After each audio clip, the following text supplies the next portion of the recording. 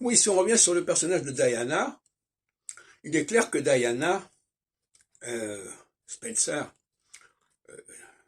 épouse de Charles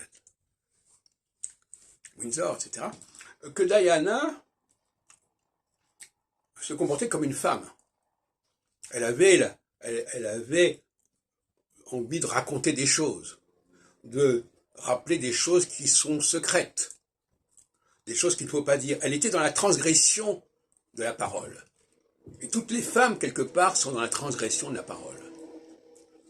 Elles ont une liberté de parole, une liberté d'expression, qui peut faire scandale, et qui correspond à ce que j'appelle le ça de Louis. On n'a pas peur de choquer Louis de l'autre.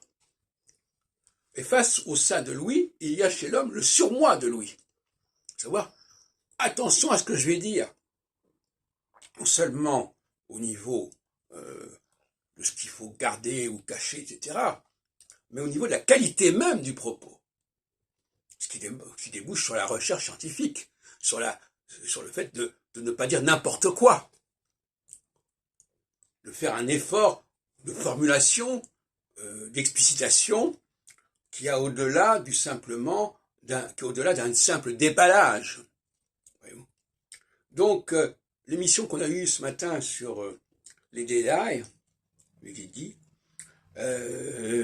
sur France Culture, me paraît tout à fait intéressante, même si elle n'est pas évidemment mise en perspective correctement.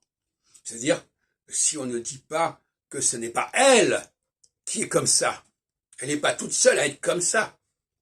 Elle incarne un féminin. C'est toujours le grand problème. Le fait de parler d'un individu comme s'il était comme ceci, comme cela, alors que cet individu, il n'est que l'expression d'un ensemble beaucoup plus large de personnes. Et c'est pour ça qu'il ne faut jamais s'en prendre à une personne en particulier. Ça n'a pas de sens. Il faut s'en prendre au groupe auquel elle appartient. Mais en même temps, si je fais ça, je me retrouve sous le coup de la loi. Parce que la loi nous permet de nous adresser à un individu, mais elle nous interdit de préciser à quel groupe il appartient.